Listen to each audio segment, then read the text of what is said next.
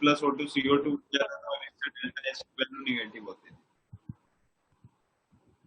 दूसरा क्या था, CO2 लाइट गैस होने के कारण कार्बन के साथ फिर से रिड्यूस करके CO बन जाता था, बट यहाँ पे CO का फॉर्मेशन होना यहाँ पे क्या होता है, एंडोथर्मिक होता है। ओवरऑल रिएक्शन की अगर बात करें अपन तो ये क्या बन गया, कार्बन मोनोऑक्साइड। कार्बन मोनोऑक्साइड एक काफी अच्छा रिड्यूसिंग एजेंट होता है, तो जब ये ऊपर पहुंचता है तो ऊपर में क्या करता है, ये फिर Fe2O3 को रिड्यूस करता है, जो कि 400 डिग्री सेल्सियस होता है। इसको रिड्यूस करके ये Fe3O4 में लेके आता है और क्या बन जाता है, CO2। ठीक है, Fe3O4 मिक्स ऑक्साइड होता है FeO, और इसमें क्या है, Fe2O3 का मिक्सचर होता है। फिर इसके अंदर Fe3O4 जो होगा कार्बन मोनोऑक्साइड के प्रेजेंस में, ये टेम्परेचर ऑलमोस्ट 600 डिग्री सेल्सियस के आसपास होती है, ये बन जाता है FeO प्लस में CO2। FeO का फिर से रिडक्शन होता है, क्योंकि अपने को Fe चाहिए, तो कंप्लीट FeO का रिडक्शन इसके प्रेजेंस में नहीं हो पाता है, तो जो थोड़ा बहुत बच जाता है उसका रिडक्शन अपन कार्बन के प्रेजेंस में करवाते हैं, और ये बन जाता है Fe प्लस CO2, ये भी Fe प्लस में CO। यहाँ पे जो Fe बनता है वो सॉलिड के फॉर्म में होता है, क्योंकि इसका मेल्टिंग पॉइंट 1500 डिग्री सेल्सियस के आसपास होता है, और इस वाले जोन को क्या बोलते हैं अपन, रिडक्शन जोन के नाम से जानते हैं, रिडक्शन जोन। ये रिडक्शन जोन है। ठीक है, इसके बाद आपने इसके अंदर लाइम स्टोन डाला था, तो उसको अपन स्लैग फॉर्मेशन जोन बोलते हैं, और उसका काम देखो क्या पड़ता है स्लैग फॉर्मेशन में। जो 1000 डिग्री सेल्सियस पे प्रोसीड होता है, और 1000 डिग्री सेल्सियस पे CaCO3 ये आपस में डिकम्पोज करके क्या बना लेता है, CaO प्लस CO2।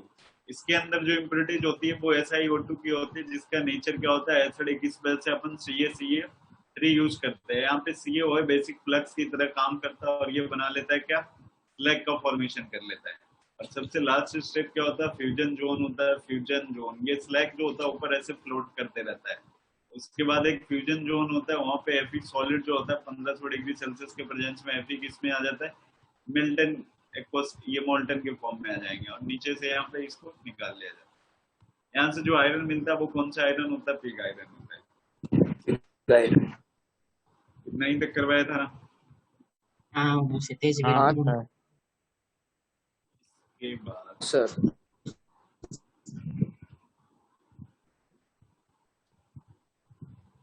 देखो, तो आप लोगों ने डायग्राम वगैरह नोट किया था, ये नहीं कल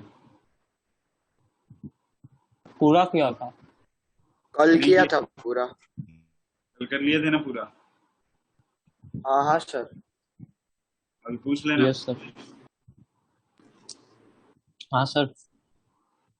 मतलब किसी से भी मंगा सकते, मतलब कल जो करवाया था वो वाला हाँ हाँ देखना हो। आप चेन्नई से मंगवाना। क्या चिन्मय? हाँ, कल से नोटबुक खत्म हो गई। जिनमें तुम्हारी नोटबुक खत्म हो गई, फोटो भेजो कल जो तुमने लिखा वो। नहीं किया है सर। किए हो? नहीं, वो बेटा कब करोगे? रफ में लिख रहा हूँ सर अभी।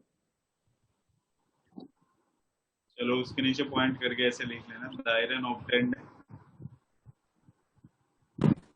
वो सर कल भी 3 उसने वही पॉइंट बोला था, और लिखवाओगे फिर ना। रिकॉर्डिंग से देखने वाला था। तो जब याद आया तो बहुत लेट हो गया था।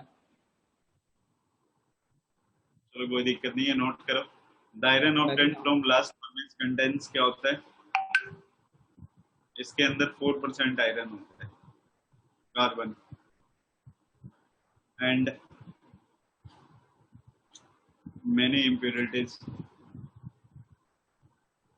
in smaller amount।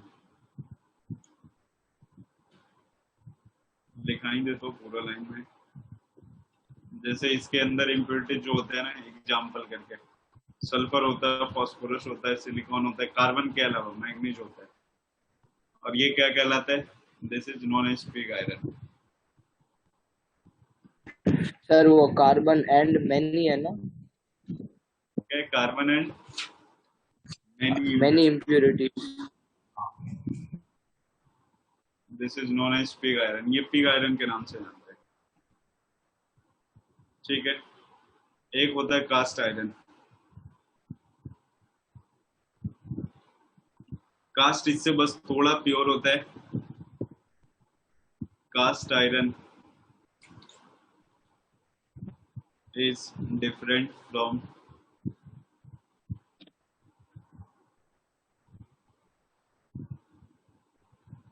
pig iron and is made by melting pig iron with scrap iron and coke using hot air blast.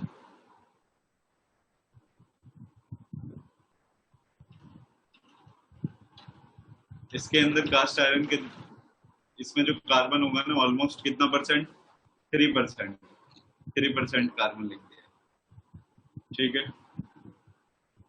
और एक होता है रॉट आयरन, रॉट तो आयरन सबसे ज्यादा होता है ना। हाँ, या फिर malleable iron is the purest form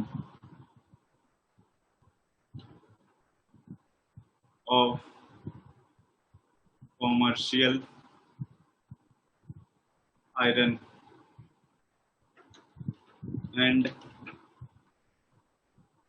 is prepared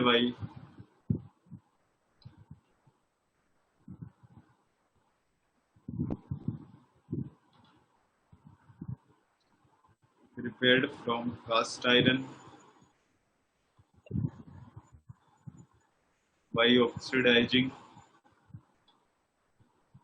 impurities. ऊपर वाला हटा है, ये Yes, वाला sir. येलो वाला okay. Impurities in a reverberatory furnace.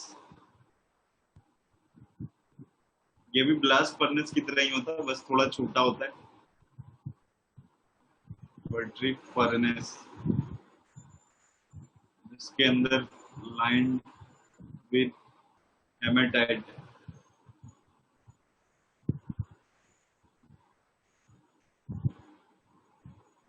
this hematite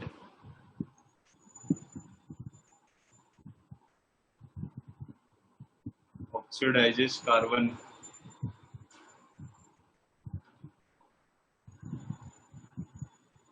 to carbon monoxide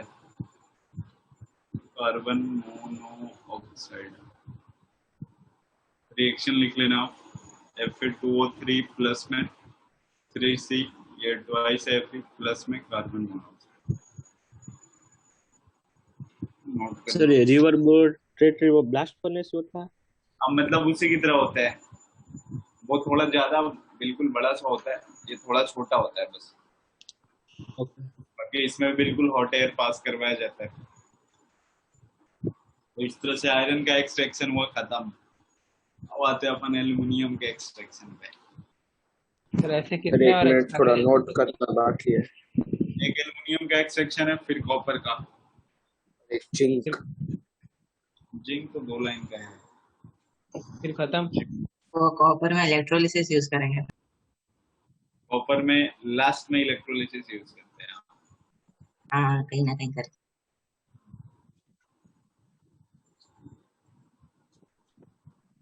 13% वो ये जो किसका था? 13% किसी का नहीं है, 3% ब्रैकेट में लिखा 3%। वो ब्रैकेट है। वो ब्रैकेट है आगे। अच्छा मतलब वो किसका कास्ट आयरन का है ना। है। कास्ट आयरन में कार्बन का परसेंटेज है। ओके सर ये रिएक्शन लिखा उसमें Fe है, वो रॉट आयरन होगा। हाँ हाँ हो गया सर। हो गया।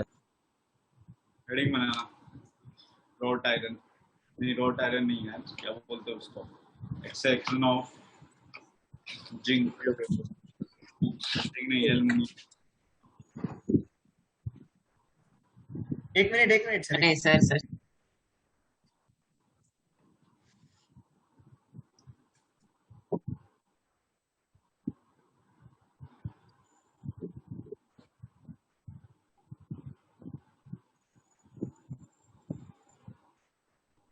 गया done.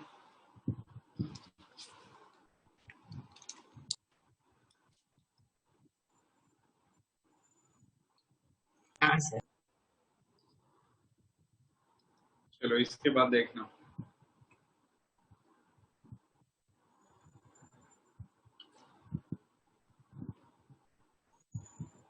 Extraction of aluminium, extraction of aluminium, bauxite से इसका करना होता है Al2O3 डॉट ट्वाइस H2O। ये ना यहाँ पे दो टाइप के होते हैं, एक तो होता है white bauxite,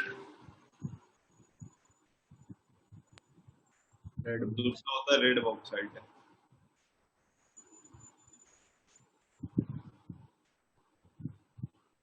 Al2O3 dot twice H2O,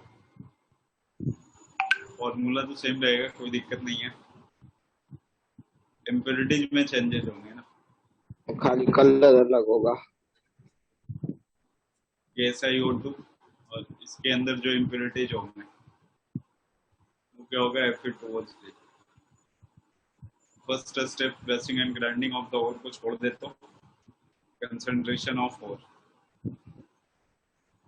concentration of ore, बताओ बॉक्साइड के लिए कौन सा प्रोसेस यूज करते हो? लिचिंग रे, लिचिंग यूज करते हैं ना कंसंट्रेशन ऑफ ओर में से, लिचिंग हाँ यूज सर। करते हैं। आपके पास व्हाइट बॉक्साइड है, रेड बॉक्साइड है, तो एक एक करके सबको करेंगे अपन। Extraction of alumina from red bauxite. सबसे पहले रेड बॉक्साइड, देखो रेड बॉक्साइड के अंदर इम्प्योरिटीज क्या है अपने पास Fe2O3। तो रेड बॉक्साइड में जो मेथड यूज होता है ना उसको बेयर्स प्रोसेस बोलते हैं अपन। क्या बोलते हैं? Bears process. Layers process।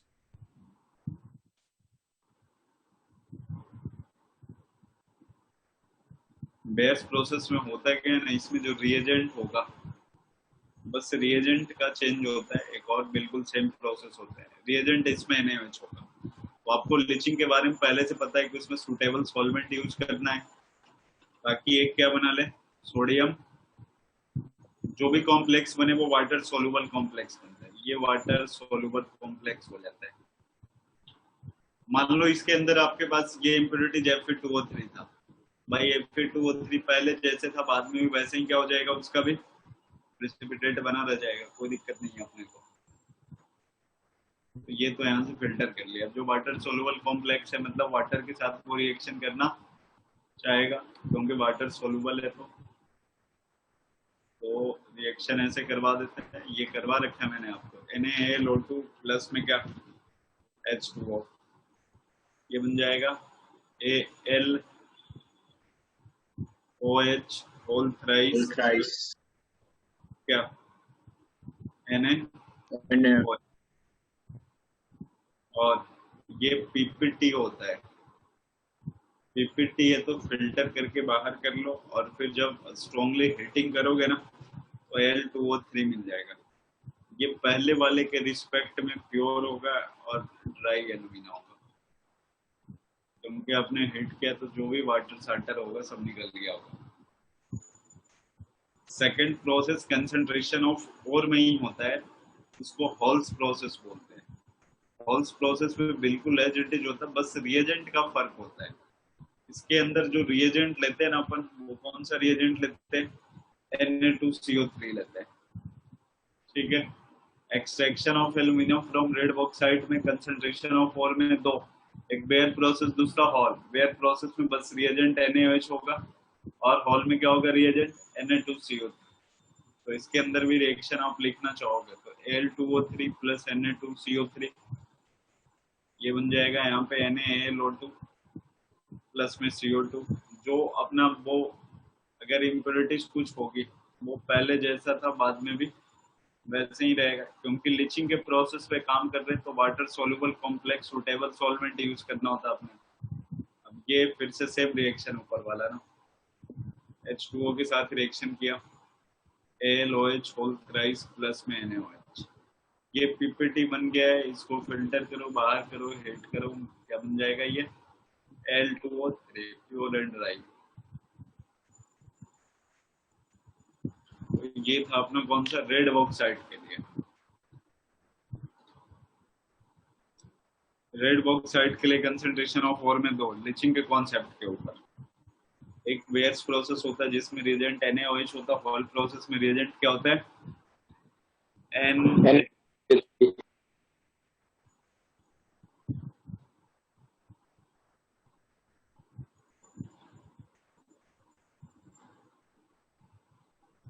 हटाऊं क्या? यस सर नहीं ये सर, एक मिनट। NaOH नहीं प्लस सर, H2O अभी क्या प्रोडक्ट में क्या है? NaOH NaOH whole thrice plus NaOH ऊपर वाला ही रिएक्शन है। ये हॉल्स प्रोसेस रखना, एक मिनट।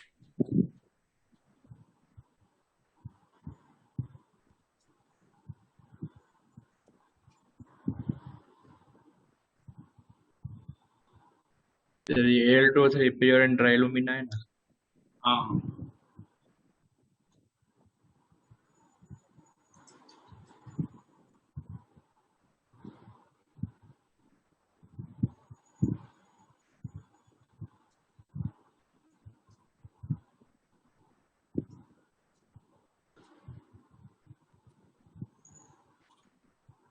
हटाऊं क्या? नहीं सर, 1 मिनट।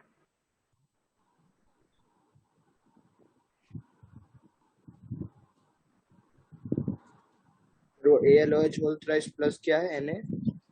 OH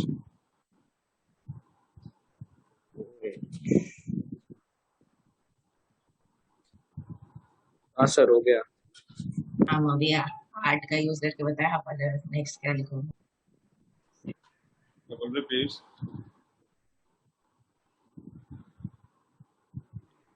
एक सेकंड सर, 1 सेकंड।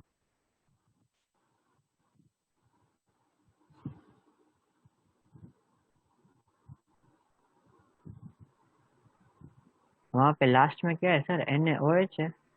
NaOH हाँ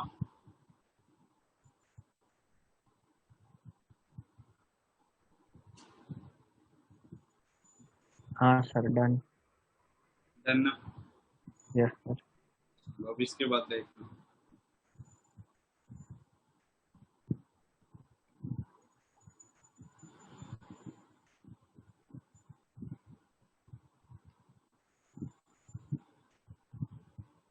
और white bauxite concentration of ore में व्हाइट बॉक्साइट के लिए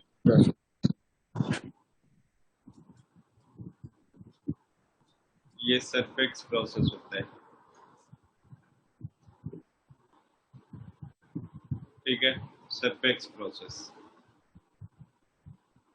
Al2O3 प्लस में कार्बन प्लस नाइट्रोजन का एटमॉस्फेयर बनाया जाता है। तो ये एल्युमिनियम नाइट्राइड है, एल्यूमिनियम नाइट्राइड प्लस में कार्बन मोनोऑक्साइड। ठीक है, अब ALN की अगर आप हाइड्रोलिसिस करवाओगे, नाइट्राइड के हाइड्रोलिसिस करवाने पे बताओ क्या बनता है? अमोनिया गैस रिलीज होता है, NH3 गैस। ये LOH होल थ्राइस फिर से क्या हो गया, PPT हो गया। इसको आप हिट करो और फिर से Al2O3 में भेजो, ये फिर वही हो गया प्योर एंड ड्राई एल्यूमिनियम।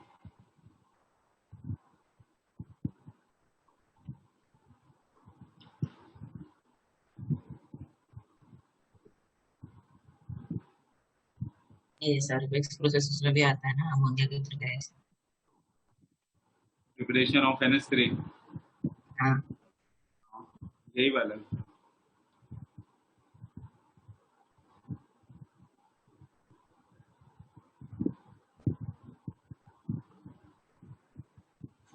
हो गया सर। हो गया। एक सेकंड सर। Yes sir.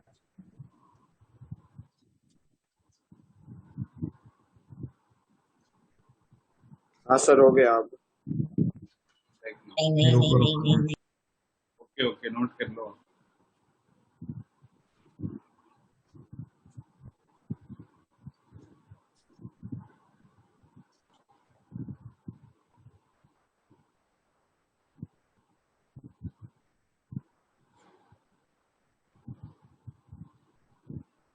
हटाऊं व्यूज? Yes sir. sir. चलो देख, ये वाला मेथड आप समझना।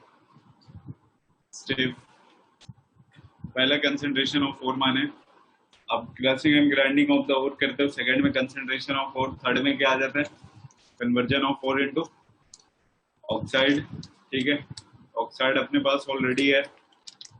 नेक्स्ट है इसका second step, electrolytic reduction. Electrolytic reduction देखो, जो Al2O3 होता है ना,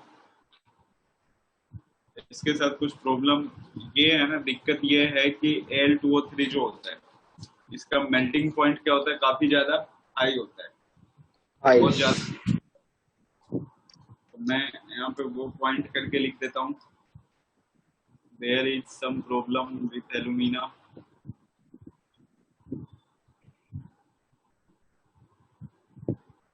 सबसे पहला फर्स्ट में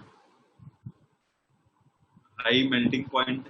अगर भाई मेल्टिंग पॉइंट ही काफी ज्यादा, तो आयंस आएंगे ही नहीं। इस वजह से क्या होगा, लो एंड पुअर कंडक्टिविटी होगा।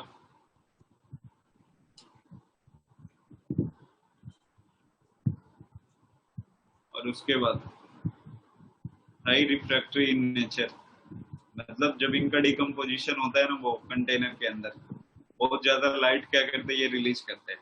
High refractory in nature. तो इन तीनों को अपन कंपनसेट करने के लिए ना, इन तीनों को कंपनसेट करने के लिए इसके अंदर क्या यूज करते हैं अपन, Al2O3 के साथ में अपन यूज करते हैं यहाँ पे Na3Al F6, साथ में CaF2। CaF2 को अपन क्या बोलते हैं, फ्लोरोस्पर बोलते हैं, क्रायोलाइट। क्रायोलाइट। अब इनका काम क्या होता है ना, ये दोनों मिल करके ये क्या करता है, इसके मेल्टिंग पॉइंट को रिड्यूस कर देता है। मेल्टिंग पॉइंट क्या कर देता है, रिड्यूस कर देता है, reduce melting point. Melting point जो 1700-1800 था, वो सीधे 950 के आसपास ले आता है। इट लोअर्स सीधा आधा कर देता है। एल्यूमिना। हाँ, अब जैसे ही अगर उसका मेल्टिंग पॉइंट कम होगा तो क्या होगा, आयंस बढ़ जाएंगे ना। एक तो यहाँ से भी आयन मिल जाएगा, इससे भी मिलेगा, इंक्रीज कंडक्टिविटी।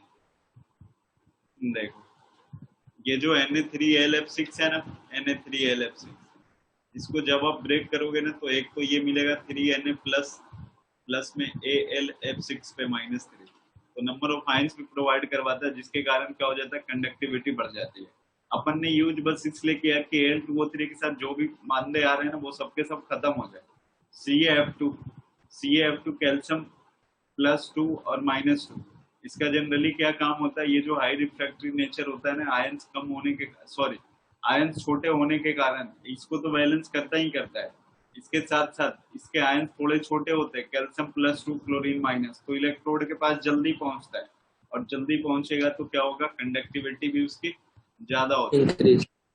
कभी अगर पूछे जाए तो इसका 1 होता है तो इसका 3 मोल ऐड करते हैं, और इसका 1 मोल ऐड करते हैं, 1:3:1 के रेशियो में ऐड करते हैं।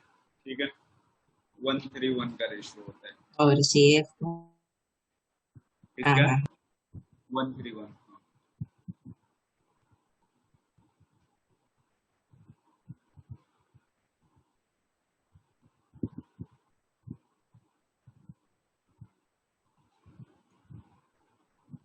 सर ये दूसरा point lowers the melting point है ना। हाँ हाँ सर तो पहले और दूसरे का मतलब ऐसे सेम ही नहीं हो गया? अच्छा, हाई मेल्टिंग पॉइंट, हाँ सेम ही है, सेम है।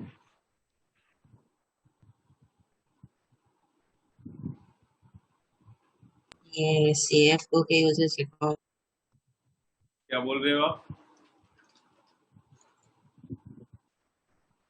ये CF2 के भी यूजेस लिखवा दो। का ये यूज पूछ रहा है, जैसे आपने इसके 3 लिखा है वैसे CF2 का ये F2 क्या मतलब करता है? लिखवा दो। लिखवा अरे दो सर। ये जो Na3LF6 है ना, वो पर्टिकुलर इसके प्रॉपर 3 नहीं है, दोनों को मिलाने के बाद ये तीनों कैरेक्टर शो करता है। वो ऐसे हाँ, Na3LF6 और CF।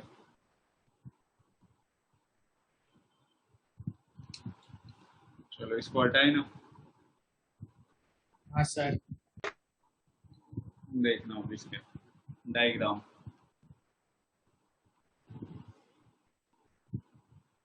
डायग्राम ऐसे है।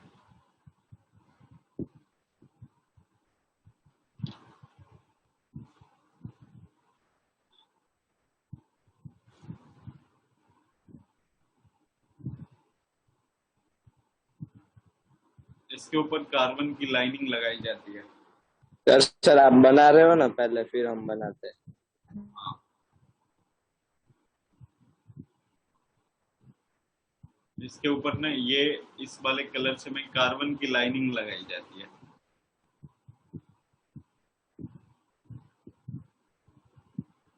और ये स्लोपिंग बॉटम रखा जाता है।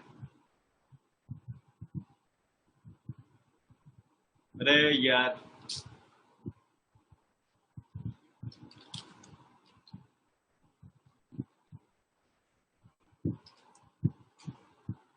इसके ऊपर भी ऐसे।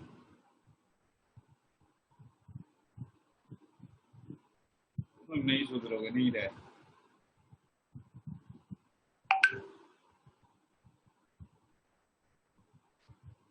देखना, और इसमें इस तरह से 3 इलेक्ट्रोड।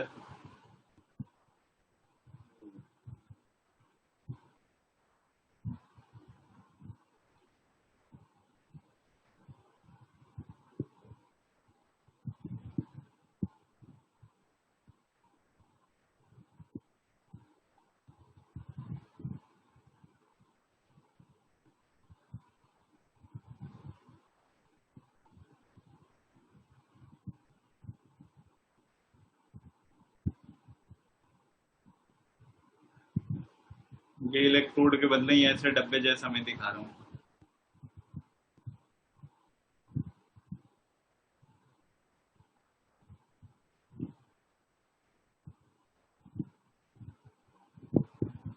ये जो कार्बन लाइनिंग होता है। सर ये तो वो हो गया ना, क्या हो ऊपर गया? प्रोसेस का डायग्राम। कौन से प्रोसेस का? कुछ ऊपर प्रोसेस था एक, उसमें ऐसे ये 3 लेके आते थे ऐसे लटकते हुए। इलेक्ट्रोलाइटिक रिडक्शन में अब तक आपने जो पढ़ा ना, उसका पर्टिकुलर नाम होता है हॉल हेरोल्ड प्रोसेस बोलते हैं। हॉल हेरोल्ड प्रोसेस, ठीक है। ये पॉजिटिव, इलेक्ट्रोलाइटिक रिडक्शन को। हाँ, इलेक्ट्रोलाइटिक रिडक्शन में वो हॉल तो हेरोल्ड ये प्रोसेस। वाला कौन सा है? अरे उसी में चल रहे हैं ना, इलेक्ट्रोलाइटिक रिडक्शन में ही चल रहा है ना भाई, अगला ओ स्टेप। मतलब ये भी हॉल्ट हेरोल्ट है। इलेक्ट्रोलाइटिक रिडक्शन के बाद हाँ, ये पूरा मेथड अभी वही आने वाला, हॉल हेरोल्ड प्रोसेस। पॉजिटिव यहाँ पे एनोड होता है, और ये जो कार्बन वाला होता है ना, ये कैथोड होता है।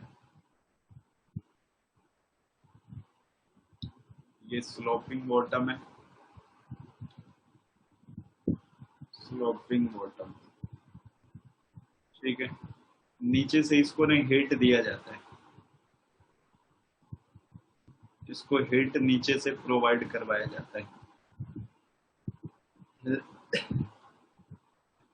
जैसे ही, और यहाँ पे आपको इलेक्ट्रोलाइट रखना है, मान लो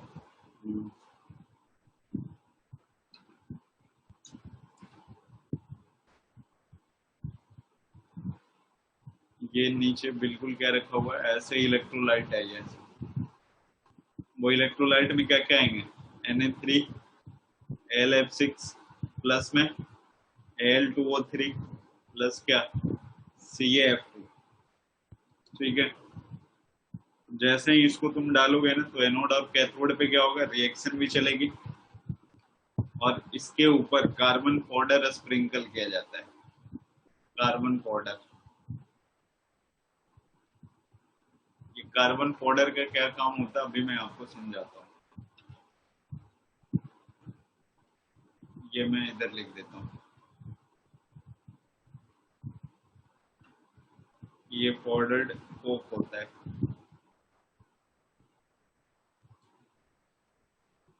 अब बताओ रिएक्शन देखना, आपके पास जो आयंस प्रेजेंट है ना, आयंस आयंस देखो कौन कौन से हैं। एक तो Al2O3 का भी है ना, क्या है Al+3+O-2 है। इसके बाद Na3AlF6 की बात करें अपन, ये भी अपने पास प्रेजेंट है Na++Al+3+F-। इसके अलावा CaF2 की बात करें Ca+2 प्लस में F-। एट कैथोड पे अगर आपको रिएक्शन लिखना है तो कैथोड पे क्या सा जाता है, कैटायन जाता है। कैथोड पे क्या आता है, कैटायन। तो कैटायन आपके पास प्रेजेंट है Al+3 Ca+2 Na+। लेकिन इन तीनों का रिडक्शन नहीं होकर के किसी एक ही का होगा। ठीक है, ऐसा नहीं कि तीनों का रिडक्शन होगा, इन तीनों में सबसे ज्यादा जो रिडक्शन के लिए फेवरेबल होगा वो होगा, अपन इन तीनों में से वो यूज करेंगे। तो यहाँ पे जो रिडक्शन होता है ना, वो किसका रिडक्शन हो जाता है, एल्युमिनियम+3 प्लस में 3 इलेक्ट्रॉन, और ये क्या बना लेता है, एल्युमिनियम। एल्युमिनियम+3 इलेक्ट्रॉन, और ये क्या हो जाता है, एल्युमिनियम हो जाता है। ठीक है, इसको जैसे ही आपने हीट किया ना, ये क्या करता है, एल्युमिनियम 3 इलेक्ट्रॉन को लूज करता है और ये जाके किसके ऊपर डिपॉजिट हो जाता है, इस कैथोड के ऊपर। तो कैथोड के ऊपर एल्युमिनियम डिपॉजिट होगा तो धीरे धीरे क्या होगा, बढ़ते जाएगा ना, अमाउंट इस रोड पे बढ़ते जाएगा बढ़ते जाएगा। इसलिए स्लोपिंग बॉटम लगाए कि यहाँ से ऐसे निकल करके ये धीरे धीरे, एक यहाँ इनलेट भी लगा देना, बाद में यहाँ से अपने को क्या मिल जाता है, एल्युमिनियम मिल जाता है। ठीक है, ये एल्युमिनियम मिल जाएगा। स्लोपिंग बॉटम का मतलब क्यों लगाया, समझ में आ रहा है। एल्युमिनियम जो होगा क्या होगा, 3 इलेक्ट्रॉन लूज करके और कैथोड के ऊपर डिपॉजिट हो जाएगा, और धीरे धीरे डिपॉजिट होते जाएगा तो अमाउंट बढ़ते जाएगा, जिसके कारण स्लोपिंग बॉटम होने के कारण ये यहाँ से नीचे की तरफ ऐसे स्लाइड करना स्टार्ट होगा, और जो इनलेट लगा है उससे अपने को क्या मिल जाएगा, एल्यूमिनियम मिल जाएगा। ये वाला जो एल्यूमिनियम होता है ना, वो 95% क्या होता है, प्योर होता है। 95% प्योर होता है। प्योर। देखो यहाँ पे ये कार्बन पाउडर का काम क्या होता है, कार्बन पाउडर आप जैसे ही नीचे से टेम्परेचर बढ़ाते हो ना, तो टेम्परेचर बढ़ाने के कारण इस पूरे अंदर में जो भी सॉल्यूशन है, इलेक्ट्रोलाइट है, अंदर का टेम्परेचर भी क्या हो जाता है, राइज कर जाता है, जिसके कारण यहाँ से क्या होता है, वेपर निकलना रिलीज हो जाता है, वेपर निकलने लगते हैं। और ये वेपर अगर निकलते निकलते इस इलेक्ट्रोड के पास जाते हैं ना, तो ये जलने की भी संभावना होती है। इसलिए कार्बन पाउडर क्या करता है, जो यहाँ से हीट निकलता है ना, उसको थोड़ा क्या कर देता है, ये एब्जॉर्ब कर लेता है, मिनिमाइज कर देता है। तो पाउडर कोक का क्या काम हो गया यहाँ पे, prevent heat loss, prevent heat loss by radiation. जो हीट रिलीज हो रही है ना, ऊपर ना जाए, नहीं तो क्या हो जाएगा, बर्निंग ऑफ एनोड, एनोड भी जल सकता है ऊपर में।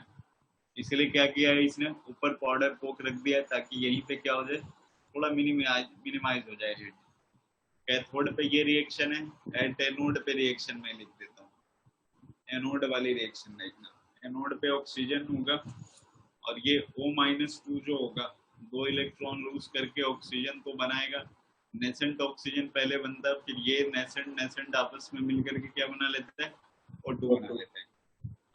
और ये भी ध्यान रखना, टाइम टू टाइम एनोड को चेंज करना पड़ता है। क्यों,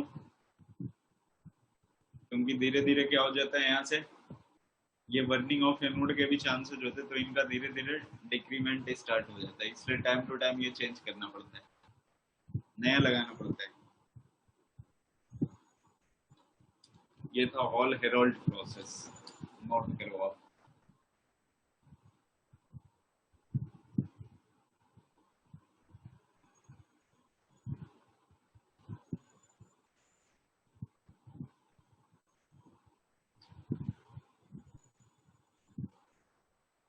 सबसे पहले कंसंट्रेशन ऑफ ओर में लिचिंग के कॉन्सेप्ट के ऊपर रेड बॉक्साइट के लिए दो था, एक बेयर प्रोसेस था, दूसरा हॉल प्रोसेस। बेयर प्रोसेस में Na यूज करते, हॉल प्रोसेस में Na2CO3। फिर व्हाइट बॉक्साइट के लिए सरफेक्स प्रोसेस यूज करते। फिर है स्टेप 2 में अपन रिडक्शन। रिडक्शन वाले में क्या होता है, Al2O3 के साथ दिक्कतें होती है, उसका मेल्टिंग पॉइंट ज्यादा होता है, हाई रिफ्रैक्टरी नेचर होता है, इस वजह से लो कंडक्टिविटी होती है उसकी। ठीक है, तो इन तीनों को कंपनसेट करने के लिए अपन 1:1 के रेशियो में Al2O3 में Na3Lf6 प्लस CaF2 मिलाते हैं, जो उन तीनों पॉइंट को क्या कर जाता है, कंपनसेट कर जाता है। फिर यहाँ से उसके बाद हॉल हेरोल्ड प्रोसेस, ये पूरा डायग्राम आपके पास पड़ा हुआ है। ये एल्युमिनियम 95% प्योर होता है।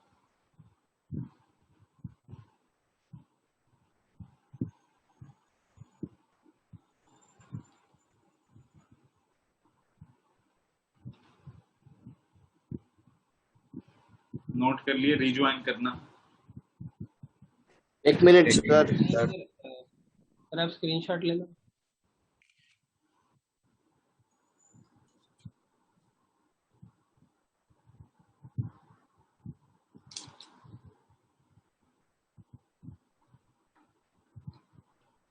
सर आपने ले लिया स्क्रीनशॉट, तो हम रिजॉइन करते हैं। देख लो जब तक कटता नहीं है।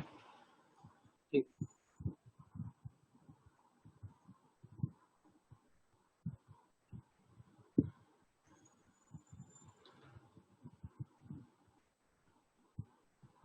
तो सर को स्क्रीनशॉट का क्यों बोल रहे हैं? अरे वो सर फिर उसको पेस्ट करेंगे ना, ताकि हम देख सकें नेक्स्ट क्लास। ले ले इससे। नेक्स्ट क्लास नहीं, अभी रिज्वाइन करना है। हाँ नेक्स्ट क्लास, अरे वही सर, वही मतलब। देखो चलो इसको हटाऊं। नहीं नहीं, ये तो बहुत पढ़ने दो।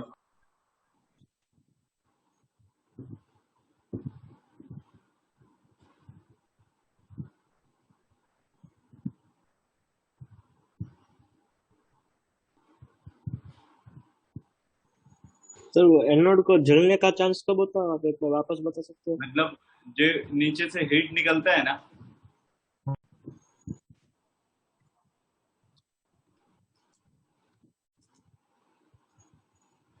सबसे लास्ट स्टेप देखना है। यहाँ से जो अपने को एल्युमिनियम मिलता है ना, वो कितना परसेंट प्योर होता है, 95%।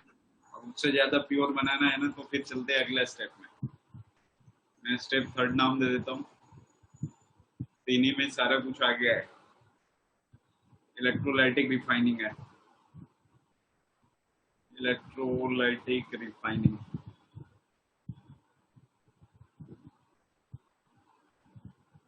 इस इलेक्ट्रोलाइटिक रिफाइनिंग के अंदर एल्युमिनियम अभी जो अपने को मिला वो 95% प्योर था। कहाँ से, हॉल हेरोल्ड वाले से।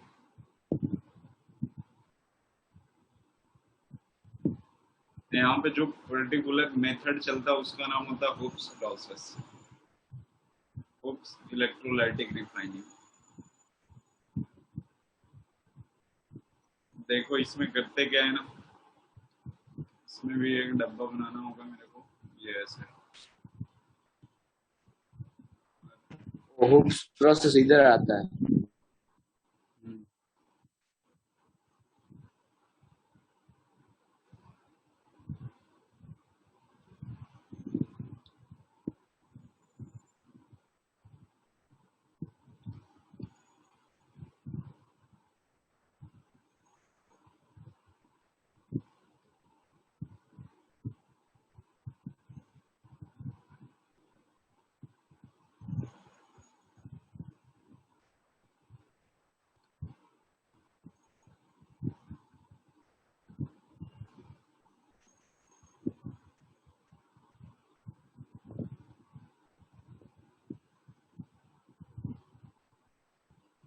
इसके अंदर ना यहाँ से अपन इम्प्योर एल्युमिनियम डालते हैं, जो 95% प्योर हुआ वो वाला। और यहाँ भी फिर से वो बनाना पड़ेगा अपने को।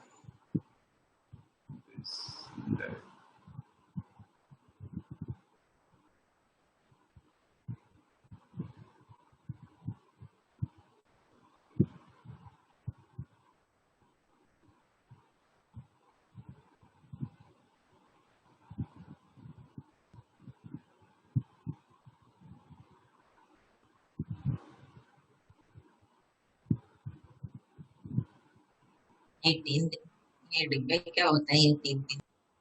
अरे ये जो डिब्बे है ना अपने पास, ये कैथोड है ना, तो पोटली जैसे होता है। अब डिब्बे ये मैं लिख देता हूँ साइड में, ये प्योर एल्यूमिनियम है कैथोड, ठीक है। मतलब वो 95%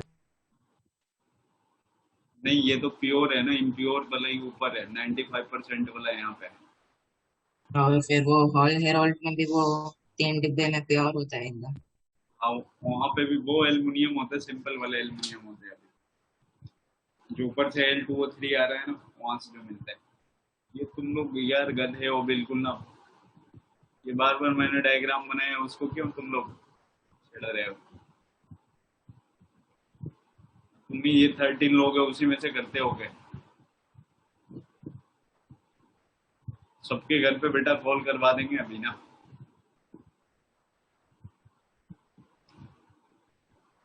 जो प्योर एल्यूमिनियम है ये कैथोड है, ये निगेटिव है, निगेटिव चार्ज है।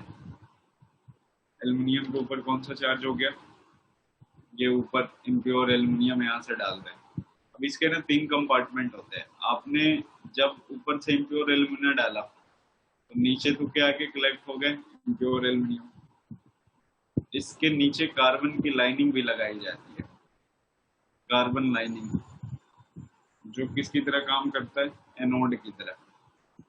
ये कार्बन लाइनिंग होता है,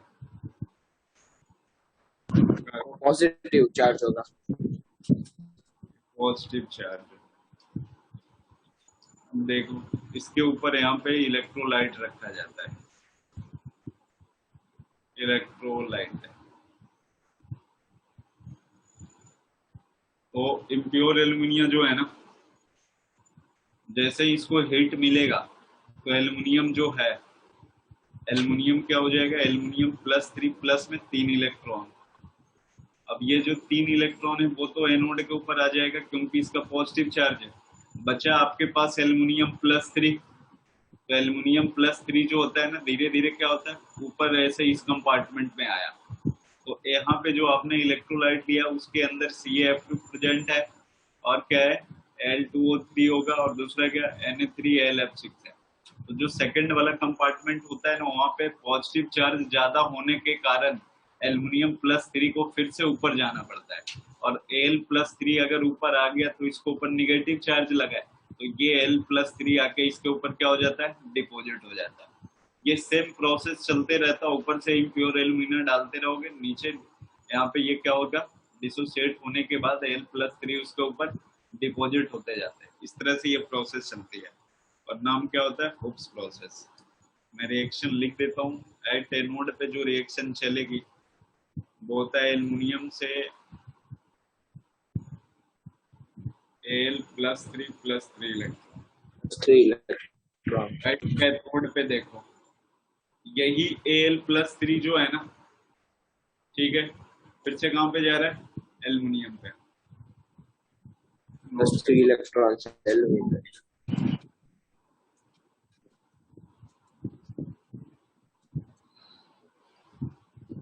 ये हॉल हेरोल्ड में भी जो एनोड होता है वो कार्बन लाइन।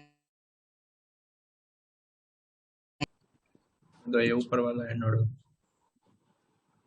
हाँ मतलब वो उसमें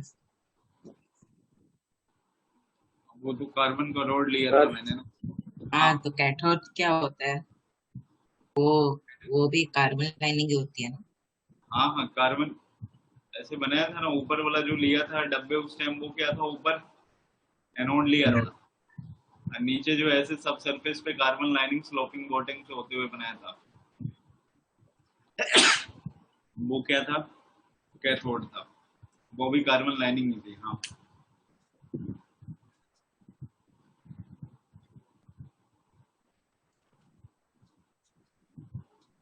सर हाँ सर ये जो बोलो। येलो ट्यूब है वो थर्ड लेयर तक नीचे नीचे तक जा रही है ना। सबसे नीचे वाली लेयर तक है, हाँ।